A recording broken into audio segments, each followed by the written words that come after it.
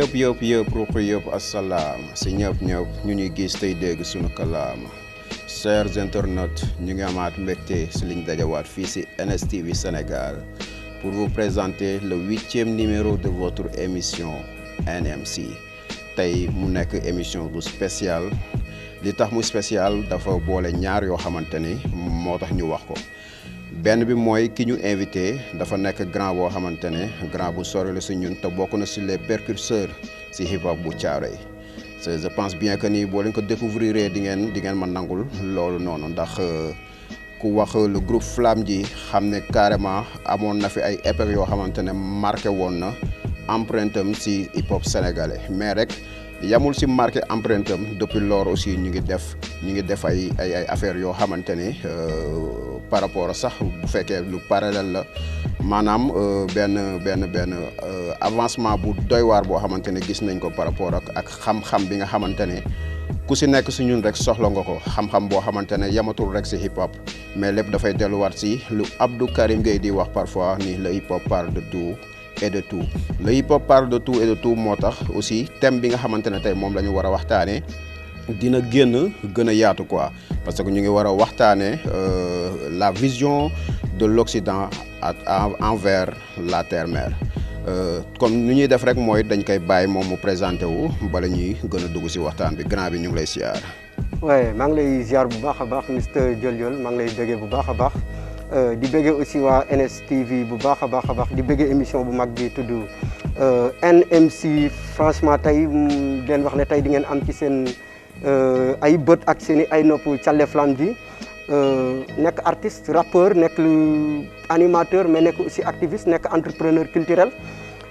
tey daal xam naa ne dinañ yaatal lu bëri comme ni ko sawaay waxee bokk aussi tamit ñi nga xam ne ni ñoom ñoo samp hip hop fii nii Thiaroye parce que à part mën naa ne première génération bi ñun ñooy deuxième génération bi fii. waaw à part première génération bi ñun ñooy deuxième génération bi mais kon ni ñuy def rek comme ni ñu koy defee chaque émission bala ñuy gën a dugg si waxtaan bi dañuy dem régie seeti soxna Ndeye Awa Fall mu defal ñu le portrait de sunu grand bi di Mr Thialé. salaam nuyuwaat nañ leen suñu mbokk internet yi safoo NSTV Sénégal rawatina émission bii di NMC tey nag dañ fi am gan gu mag buy wuyoo Mansour Mbaye ñu gën ko xam ci turu Thialé moom mii di grand Thialé bokk na ci membre fondateur ci groupe bu mythique bii di Flamme ji de Thiaroye ñu créé ko ci atum 1996 grand Thialé ak groupe am boobu di Flamme ji génn nañu 4 albums bi ci njëkk ñu ngi ko génne ci atum 2001 mu tudd Kumpa ci atum 2003 ñu génnee weddi gis bokk ci atum 2004 mu génnee Kàllaama 2As ci atum 2011 ñu génnee Seen égal xee ba tey suñu invité bii di grand Thialé génne na ab album solo boo xamante ne version salaam la ko def ci atum 2016 public bi accueillir ko loolu bëgg ko ci atum 2017 def na ab duo ak slameur bii di Double Cerveau ñu def ab album slam ñu tuddee ko Thierno Souleymane Baal miroir de l'humanité ginnaaw loolu rappeur bii di grand Thialé bu Flamme ji bokkoon na ci ab compilation bu ñuy woowee DK 2000 participé woon na aussi ci albumu Pacotille bu njëkk buñ doon wax yëfu mag ginnaaw loolu rappeur bii di grand Thialé bokkoon na ci mouvement bii di Y'en a marre mais da cee mujjee bàyyi ba tey moom mii di grand Thialé nekk na ab animateur fële ca rajo bale ñu naan Rewmi FM nekk na aussi président wu artistes yi fële ca Jidda Caaray Kaw mbokk internet yi neem bëgg ngeen a xam rappeur bii di grand Thialé bu Flamme ji seetaan leen émission bii di NMC ngeen ànd ci ak Diol. merci beaucoup soxna Ndeye Awa Fall mais merci beaucoup aussi waa régie ñu ngi leen di jaajëfal bu baax si liggéey bu am solo boobu nga xamante ni yéen a ngi ci waaw grand bi boo gisee ñuy expliquer seen parcours nga gis maanaam fa mu commencé ba tey jii nii fi mu nekk ak chapeau yi nga xamante ni yëpp mën nañ ko noter si yow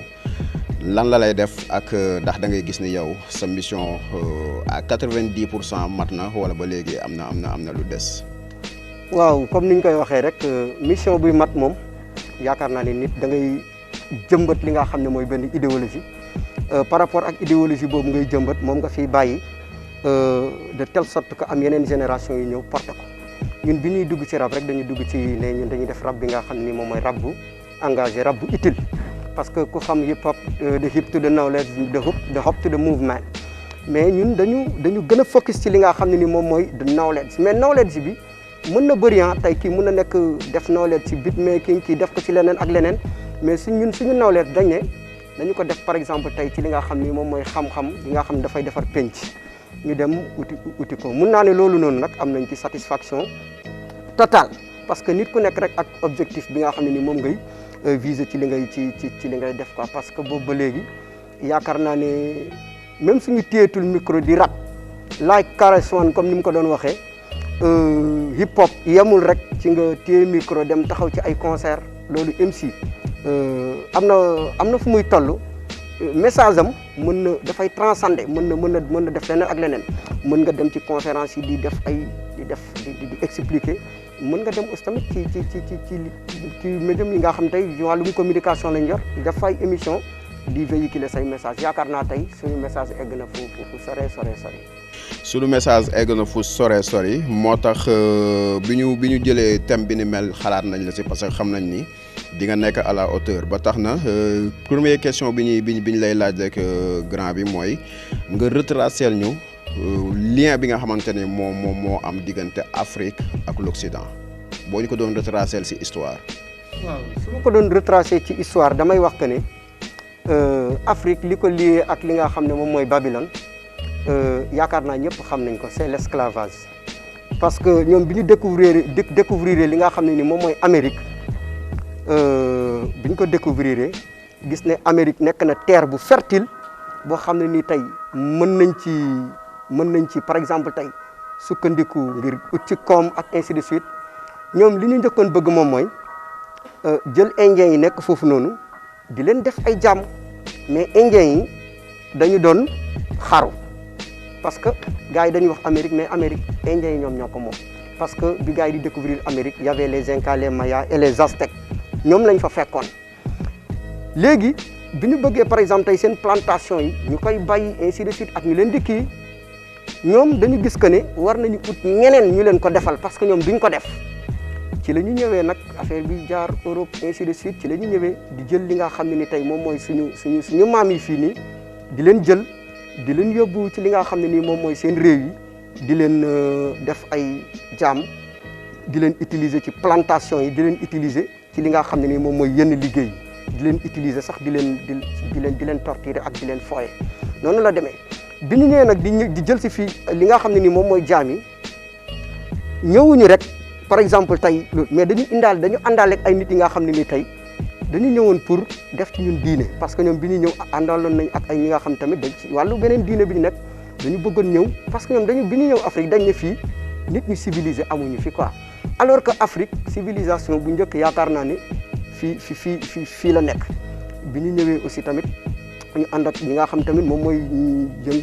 àndaale ak ñi nga xam tamit dañuy am seen diine mais amaale aussi tamit benn projet parce que bi ñu ñëwee gis nañ ressources yi nekk en Afrique ñu am projet wu toog téye li nga xam ne ni moom mooy ressources yi nga xam ne ni moom moo nekk Afrique en grosso modo li ñu boole ak Occident esclavage la parce que ñoom dañu ñëwoon yaakaar ne Afrique continent la bi nga xam ne ni civilisation amu fa ay nit yoo xam ne nii tey dañ leen a war a defar ñoom ñoo fa nekk ay nit yoo xam ne dañu war a def ci ñoom diine ñoom ñoo fa nekk loolu moom moo leen jëlee Occident indi leen li nga xam ne ni moom mooy en Afrique mais wax naa la ko bi ñu ñëwee aussi tamit ba toog Afrique gis par exemple tey ressources yi fi nekk ainsi de suite dañu toog pour coloniser ñu loolu moom moo indi colonisation ñoom dañu ñëw gis ne par exemple terre bu fertile la ñoom bu ñu sañoon tey bu fekkoon par exemple tey ay taxawaay amul woon ci africains yi tey Sénégal du exister yeneen réew yi duñu exister yeneen réew yi duñu exister mais aussi tamit bàyyi nañ fi cassure bu ngand parce que ñoom avant ñoo ñëw fii nii yaakaar naa ne Afrique découpé wul woon nii mais bi ñu ñëwee par rapport ak seen séddoo kon kii dagg pàcc bii jël kii dagg pàcc bii jël loolu moom moo dem tey ba jur ay Sénégal ay Mali ay Burkina ay ainsi de suite mais il fut des temps daanaka lépp benn la woon. daanaka lépp benn la mais bu ñu déggee ci sa wax dëgg comme ni ngay waxee ni esclavage moo lié Afrique ak Occident mais foofu tamit bëgg nañ xam lan moo tax africains yi si moment yooyu noonu maanaam lan mooy justifier seen infériorité ba Occident bi war a mën a ñëw utiliser leen comme ça gis ni ñoom amuñu benn civilisation dañ leen war a jël def leen jaam ainsi de suite infériorité boobu nga xamante ne Afrique mu ngi koy dund ak l'Occident lan moo ko animé. waaw infériorité bi gars yi bi ñuy ñëw peut-être amoon nañ fu ñu tolloon ci wàllum technologie foo xam ne ni tey du ma ne Afrique toll foon parce que Afrique yàgg nañu liggéey ci wàllu yu ni mel mais li gën a enfoncé li nga xam ne ni moom mooy africain yi bi ñu ñëwee dafa amoon ay royaume yu fi nekkoon ay nguur yu fi nekkoon yoo xam ne nii dañu doon xëccoo ci seen biir ku ci nekk da ngay bëgg par exemple tey dominer sa morom léegi ñoom ku nekk ci ni ngay bëgg a dominer sa morom ci loolu lañ doon jaar te nekkul tubaab yi ñoom ñoo fi njëkk a indi li nga xam ne moom mooy esclavage de esclavage naar yi ñoom ñoo fi njëkk a dugg di récupérer ay esclaves fii di yóbbu mais tamit ci buur yi lañ doon jaar bu ñu ñëwee par exemple tey dañuy ñëw dooleel benn buur bu ñu dooleelee benn buur mu songu beneen buur daaneel ko léegi buur bi nekk foofu noonu par exemple tey bu ñu bàyyee li ñuy bàyyi ba pare dañ ci am lu nga xam loo xam ne ni tey moom mooy ay yëf yu ñuy jël jox ko naar yi tubaab bi aussi bu ñu fi ñëwee dañoo fekk Afrique boo xam ne ni ay buur a fi nekk foofu la ñu jaar dañuy ñëw ci jaar ci biir buur dooleel ko à ce que mu dal ci kaw kële tombeek aussi tam jamono boobu aussi tamit l'islam dugg na fi bu yàgg amoon ñi nga xam ne am nañu projet wu buur yi fi nekk aussi tamit ñoom ñu islamiser leen ñooñu du ñu juboo ak buur yooyu fa nekk ñoom dañuy ñëw jaar ci loolu yëpp léegi bu ko defee dañuy ñëw utiliser bii buur mu xeex ak kële bu xeexee ko jàpp ay jaam jël jaay leen jaam yi ñoom ñu jël jaam yi yóbbu ko franchement ñi nga xam tey ñoom ñooy acteur principal yi nga xam ne ni tey ñoom ñoo tax ba tubaab yi réussir seen mission dëgg mooy buur yi fi nekkoon loolu moom moo tax à ce que mais du woon benn infériorité ak benn tuuti mais ay problème d'intérêt la woon buur bu nekk da ngay bëgg a sàmm sa intérêt tubaab bi nag da doon jaar ci kii dooleel kii mu xeex ak kële bu jàppee foofu noonu ay jaam indi jël jox ko moom mu jël yóbbu ainsi de suite mu jig nag tubaab bi indi seeni armée di songu gars yi kenn par kenn di faagaagal noonu la demee.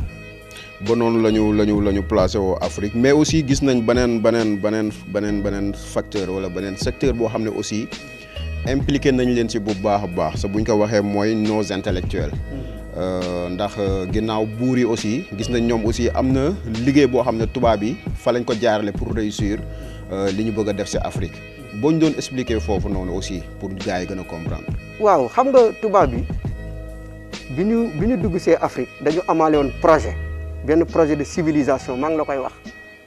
dañuy ñëw jàpp que ne africains yi amuñu civilisation amuñu culture amuñu dara ñoom ñu indaale seen projet de civilisation indaale ko àndaale ak seen i ay nitu diine àndaale ak seen i ay borom xam-xam àndaale ak ay nit yoo xam ne ni tamit dañu bëggoon tabax par exemple tey ñoom ni ñu gisee penc ñun ñu gisee noonu tey suñu penc ne woon naa la am na résistant yu bëri yoo xam ne ni tey taxaw nañu jàmmaarloo ak ñoom xeex ak ñoom ñii ñu faat leen ñii ñu rey leen ñii ñu jël leen yóbbu leen ñii ñu exiler leen ainsi de suite léegi nag bi nga xam ne ni tey dem nañu ba faagaagal buur yi fi nekkoon yëpp yenn sëriñ yi ñu jël exiler leen ñii ñu rey leen ainsi de suite ba installé wu toog dañu gis que ne li fi nekk dañ leen war a civiliser léegi nag pour ñu civiliser leen ñoom dañ ne par exemple tey réew boo koy civiliser loolu continent boo leen wala ay nit boo leen di par exemple tey boo leen di civiliser li ngay njëkk a retirer ci ñoom moom mooy seen langue loolu li ngay njëkk a retirer ci ñoom moom mooy seen langue donc ñu indi seen système éducatif bu bees teg loolu nag ñi ci waroon jouer rôle bu ngand bi nga xam ne ni tey suñu maam yi xeex nañu ñafe nañu de telle sorte que libéré nañu Afrique ñoom dañu créé woon ay intellectuels yoo xam ne ni ñoom ñoo leen yar dem yóbbu leen ñu mel ni ay Blaise Diagne ci lañ bokk ñu mel ni ay Senghor ci lañ bokk fii nii su ma ñëwee Sénégal bari na amoon na sax benn doomu Sidiya Ndaté Yàlla bu ñuy wax nga xam ne nii moom mooy Sidiya benn doomu Ndaté Yàlla bu ñuy wax Sidiya ñoom bu ñu mësaan ñëw dañ daan ñëw ci doomu buur yi wala kenn jël fa ay kii yóbbu leen ci école yi nga xam ne ni fa lañ leen di yare léegi ñooñu ñuy yar ñoom ñooy ñëwaat pour nekk élite bi parce que def nañ ci ñoom li ñuy def ci ñoom yëpp moo tax Sidiya bi ñu ko jëlee yóbbu ko mooy doomu ndate yàlla bi yóbbu ko bi mu nekkee xale yar ko ba bi mu retourné ba ñëw xam nga gars yi bëgg ko def xam nga ci ki ñuy jaar pour def li ñu bëgg a def ci wàll bi noonu ci Sidiya lañ jaar mais Sidiya heureusement bi mu ñëwee benn géwél moom moo ko delloo si waat parce que Sidiya bi mu ñëwee sol comme ay yëre tubaab ainsi de suite affaire yooyu noonu ñëw di wax comme waxu tubaab daf ne benn géwél wooy ma géwél bi ne ko du ma la woy parce que man du ma woy ku génn xeet loolu def ci moom déclic Sidiya dellu si waat xam nga mujj jàmmarloo ak tubaab yi ba nuñ ko exilé ba ni mu décédé mais acte bi nga xam ne moom la Sidiya posé woon jamono boobu nga xam ne ne ñoom seen mission moo nekkoon dajale doomu buur yi ak yenn intellectuels yi yóbbu leen former leen ngir ñëw def ci ñoom li ñu bëgg a def Afrique acte bi Sidiya posé woon est-ce que ñeneen ñu ci topp moom la ñu posé déedéet parce que bi ñu amee suñu indépendance en 1960 mënoon nañu jël suñu yoonu bopp réew bu nekk mënoon nga jël sa yoonu bopp tabax sa propre système éducatif xam nga tabax sa système sanitaire tabax système bi nga xam ne ni tey moom nga bëgg a ñoŋalee sa réew loolu amul tubaab bi dañoo génn ci buntu bu mag bi jaar ci fenêtre bi dellu si waat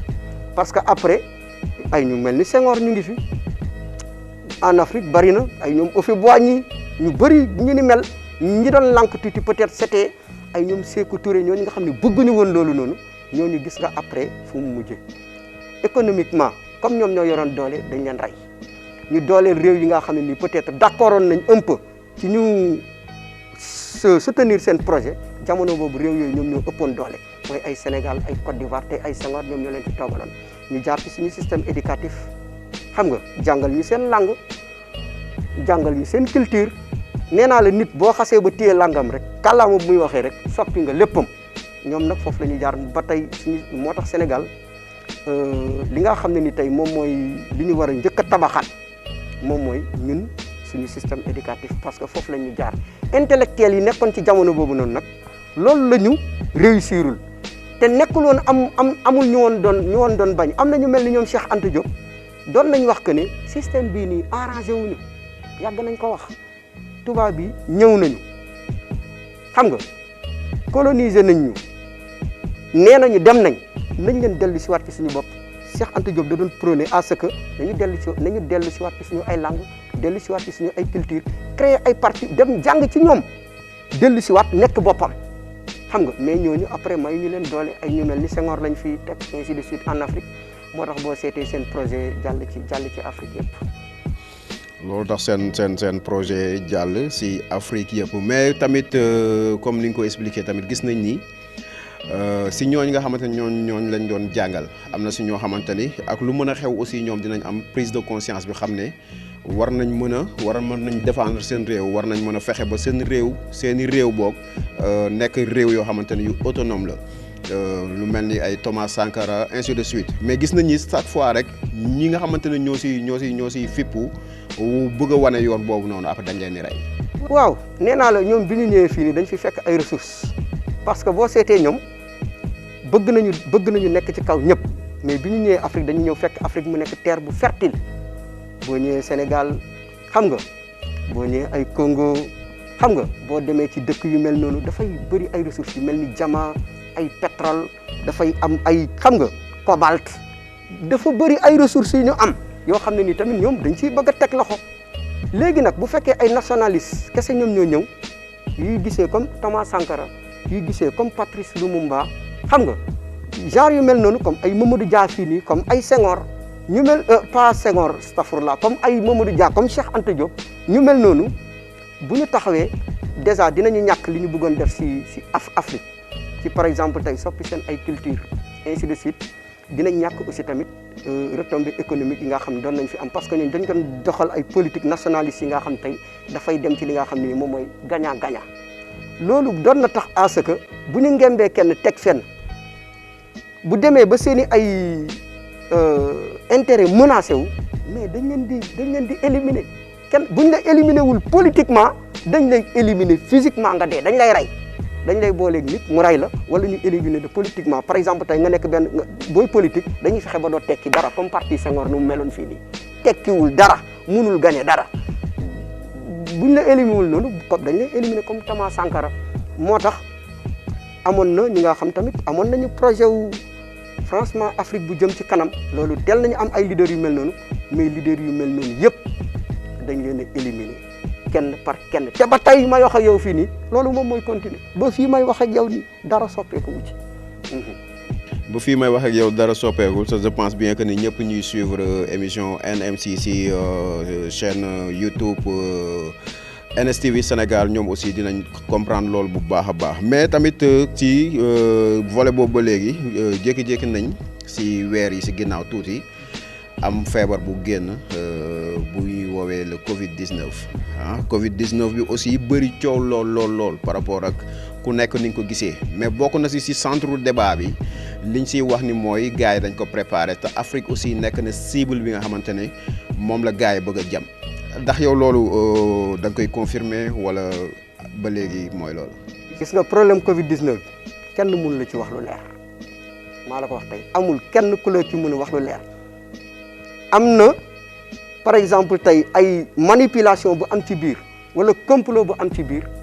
kenn mënu la ci wax lu leer jékki-jékki nañu àdduna bi ñu gis que ne am na benn feebar bu am ay gis-gisin yu ute am scientifique yu ne ñoom bi ñu càmbaree xool scientifique bu OMS yi ñoom nee nañ feebar bi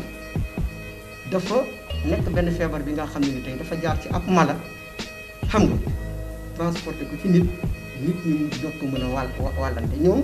thèse boobu la ñu indi mais ku mel ni ay professeur Montagnier moom nee na par exemple tey laboratoire P4 bi nekk fi nga xam ne ni moom mooy Chine ñoo doon defar benn antivirus benn vaccin boo xam ne ni tey dañ ko bëggoon def ci wàllum sida ci la ñu defee erreur ba mu jur li nga xam ne ni moom mooy coronavirus. am na ñeneen thèse yu ne Chine ñoom ñoo fabriqué li nga xam ne ni moom mooy virus bi selon contexte bi adduna bi nekkee sanction économique yi nga xam ni tey Union européenne ak États-Unis commencé woon nañ gagner un peu terrain ci kanamu Chine di rësal économie Chine par exemple tey créé li nga xam ne moom mooy virus boobu noonu sànni ko ci adduna bi mu tas adduna bi yëpp taxaw moom mu kiiwaat am na ñu avancé thèse boobu am na ñu avancé beneen thèse am na ñu ne ñi nga xam ne ni tey ñoom ñooy yëngu ci wàllum climat ñoom ñoo dem ba gis que ne réchauffement climatique bi ak pollution li muy rey ci adduna bi dafa bëri ñu ne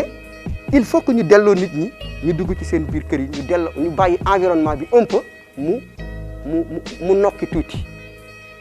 am na ñuy avancé boobu thèse léegi thèse yooyu ñëpp di avancé ban la ci am na ñu ne aussi gars yi comme nga xam ne ni tey moom la dañu créer virus bi juste pour wàññi li nga xam ne moom mooy nit yi thèse yooyu nag yàgg na am xam nga depuis Thomas Robert Malthus doon gisee noonu diggante thèse am bi moo Godwin bi ko jàngal que ne adduna bi moom nit ñi li muy gën a bëri rek ñi nga xam ne ni tey ressources yi duñ ko mën a jëriñoo nit ñi il faut que muy am ay guerre di am ay épidémie di am nit ñi di wàññeeku pour yeneen nit ñi aussi tam di mën dund bu ñëw am nañu avancé boobu tam boobu thèse mais ban thèse moo ciy dëgg kenn mënul certifier ni bii thèse moom moo ciy dëgg li am ba am moom mooy feebar bi existé na nekk na feebar boo xam ne ni existé na ci laboratoire la jóge wala ci complot la jóge wala ci leneen la jóge nekk na feebar boo xam ne ni càmbar nañ ko ba mu mën a jóge ci nit mën dugg si nit ñu ne par exemple tey ak fi muy jaar yëpp léegi li war moom mooy gars yi nañu fegu et puis moytu bu baax jàngoro ji parce que jàngoro ji dafa indi beneen par exemple dafa mel ni dafa ñëw indi benn délice ci àdduna bi ubbi beneen bunt xam nga gars yu bëri ñu ngi naan coronavirus bi ainsi de suite mais coronavirus bëri na par exemple tey njëriñ bu mu apporter àdduna bi li pollution doon rey ci àdduna bi chaque année bi coronavirus ñëwee gars yi xaw nañ gis que ne pollution wàññeeku na ci àdduna bi un peu xam nga par exemple tey adduna bi ni mu yëngoo woon ci wàllum ay guerre ay ainsi de suite bi coronavirus ñëwee lépp un peu ndës na réew yi nga xam ne tey ñoom ñoo doon xeex ci seen biir économiquement tey bi coronavirus ñëwee réew yooyu yëpp ku nekk talatoo sa bopp delluwaat nga ci sa bopp sa économie rës na coronavirus dafa ñëw dafa mel ni dëpp adduna bi ñëwaat ci beneen adduna bu bees léegi adduna bu bees bi nga xam tey commencé nañ ci dugg si léegi ñun par exemple tey africain yi ban taxawaay lañ ci war a am mooy li may wax tout le temps war nañ ko xoolaat bu baax parce que adduna bi dafa jëm ci ay recomposition yoo xam tey dafay amaat xam nga loolu moom moo waral ay Brexit bi loolu moo waral liy yëngu côté Amérique latine bi loolu moo waral ba liy yëngu ay côté Yémen ak adduna bi moo commencé amaat beneen ay par exemple tey yeneen pôle yiy judduwaat dafay am parce que pays anglo-saxon yi muy ay Angleterre ay pays yooyu noonu dañuy delluwaat ci fa ñu nekkoon parce que bu leen fàtte ni ñi nga xam tey ñoom ñoo samp États-Unis du ma ne samp sax ña fekk États-Unis indien yi ñëw fa Angleterre lañ jóge woon ak ay Hollande ak te yooyu pays anglo-saxon yi la ñoom ñoo samp États-Unis duñu réeroo ak Angleterre duñu réeroo ak Israël comme léegi adduna bi dafa am yeneen pôle yi samp ay ONU yooyu yëpp day daanu xam nga Europe taxaw war a nekkat beneen force pour Amérique dund te boo seetee boo demee ci côté Amérique latine bi ay pays yu mel ni Venezuela gis nga gars yi ni ñu songee Maduro bokk ko daaneel indi Juan Guaidó boo demee côté Nicaragua bi noonu Ortega ni ko gars yi songee ngir daaneel ko Chili temps yi Morales daaneel nañ ko Brésil lañ njëkkee yebal ay ñoom Lula daaneel Lula mais pays yooyu yëpp ay pays lan nañ ay pays de gauche lañ seen idéologie yi ñu am moom mooy idéologie yi Chine am ak Russie am léegi pays yooyu bu ñu taxawee foofu noonu am doole ak ay Cuba yooyu noonu dafay xaw a un peu gêner Amérique force bi ñu bëggoon am dëgg duñ ko am moo tax instant bi Amérique commencé benn opération de ratissage daaneel Lula ci ay fen lañ ko daaneel Ziz Moro la ñu yebal bokkul sax ci benn kii la rek mais dafay baax aussi ñu retracer tuuti Ziz Moro la ñu yebal ak ñoom économiste Guedes ñu dem daaneel ko boo demee am na benn site bu tudd de Intercept publier na ko Ziz Moro sax mujj na démissionné léegi pays gauche yi nekk foofu yëpp lañ bëgg daaneel téye ko ànd ak Angleterre ak Israël léegi yeneen pôle yi nga xam ne ñoom ñooy sampuwaat moom mooy Europe dafay gën a am doole moo tax gis nga par exemple boo waxee tey ñoom Macron lu wax mu ne l'Europe d'abord am na beneen pôle Chine Iran ak Corée du Nord ainsi de suite buy taxaw waa léegi ñun Afrique ci boobu contexte bu adduna bi toll ñun dañu nar a nekk ay melentaan yu bërëg ay ñay buñ ko toppee moom dañuy dëggate fii la ñuy toog naan non au vaccin te gars yi diñu bëgg a rey ñi nga xam tey dañu bëgg teg ay institution fédérale à chaque fois institution fédérale yooyu ñoom ñoo koy téye boo demee ci wàllum armement OTAN institution fédérale la ñoom ñoo ko téye institution yi nga xam tey moom la ñuy yëwénalee penc yi muy ONU ñoom ñoo ko téye xam nga mais institution sanitaire yi aussi fédérale yi sanitaire yi ñoom ñoo koy téye moom mooy OMS ñoom ñoo koy téye léegi ñooñu noonu tey bu benn jàngoro amee ci adduna bi yëpp ñu gis que ne tey ku trouver li nga xam ne nii moom mooy par remède bi dina la apporter ci li nga xam ne nii moom mooy koom lu bare excès guñ ci vaccin bi mais ñooñu dañ bàyyi ay pays africains di ko trouver même bu fekkee dëgg la sax du am te et puis dañu jaarale seen système de telle sorte que yow boo trouver benn vaccin pour nga jaar ba ñu accepter ko il faut que nga jaar ci kiw OMS yi ba ñu valider ko donc loolu dafay xaw a doy waar moo tax li may wax rek tout le temps il faut que Afrique nangu nekk pôle bu ngand pôle boo xam ne nii tey day nekk benn pôle bu booloo comme États-Unis ni mu amee Union européenne ni mu amee Chine ni mu amee parce que population bi toll na noonu dañ am kattan bi ainsi de suite ak yeneen réew yi léegi bu ko defee ñun ñu développer suñu propre système sanitaire léegi bu ko defee ñun bu ñu amee ay remèdes yoo xam ne nii tey ak ay gëstu scientifique yoo xam ne tey def nañ ko bu ko suñu kii validé ñu dem jongante ci kaw bu boobaa ñun suñu baat dinañ ko dégg mais benn Madagascar benn Sénégal bëgg a wax duñ la sax faale même bu nekkee di nga gis dëgg la duñ la faale. duñ la sax faale même bu fekkee ni li nga gis dëgg la te aussi xam nañ ni monde bi moom si loxo gaay la nekk te doy na waar lool mais tamit africains yi aussi war nañ mën a jàngat si loolu je pense bien que ni bu waxtaan bi aussi loolu mooy solo si africains yi jàngat si te jéem a xool aussi ban yoon la ñu war a mën a jaar pour Afrique mën a moom boppam quoi bu donte sax nekk nañ ci monde boo xam ne du yomb mais comme ni ma leen ko waxee woon ci commencement bi émission bi dafa nekk émission bu spéciale te xam naa pour la première fois si nu mu tudd NMC ñu def ko 2 parties xam naa ne moom bii par noonu lay demee parce que tellement que waxtaan bi am solo boo xamante ni bëgguñu ko tënk boo xamante ni nit ki du comprendre lu bari mais tamit bëgguñu tamit mu gudd ba nga xamante ni nit ki bu koy seetaan aussi xëy na du mën a am patience pour xaar ko ni ñuy def rek mooy dañuy tëjee la première partie ak rubrique bi nga xamante ne moom lañ leen di defal chaque fois ci émission bi muy rubrique bi nga xamante ne mooy discipline hip hop ak ma meen Biguel maa ngi leen di dig daje pour la deuxième partie incha allah. salaamaaleykum chers internautes j'espère que boobu léegi yéen ñu suivre ci hip hop stories jaar nañ ci Kool Herc jaar ci Grandmaster Flash jaar ci Africa Bambaataa mais chaque fois gars yi dañ doon laajte lu tax ñoom ñu wax les perforateurs muy Kool Herc Africa Bambaataa ay Grandmaster Flash expliqué woon nañ leen ci rubrique yi passé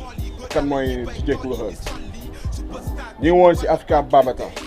kan moo nekkoon Africa Bambaataa ak lan la liggéeyal ci hip hop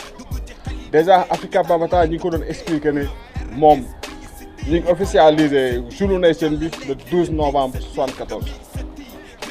mais lu tax ñu def loolu parce que bu ñu paree Africa Bambaataa dafa ñëw nekkoon benn gangster loolu waxoon nañ ko bi yii passé ba mu nekkee gangster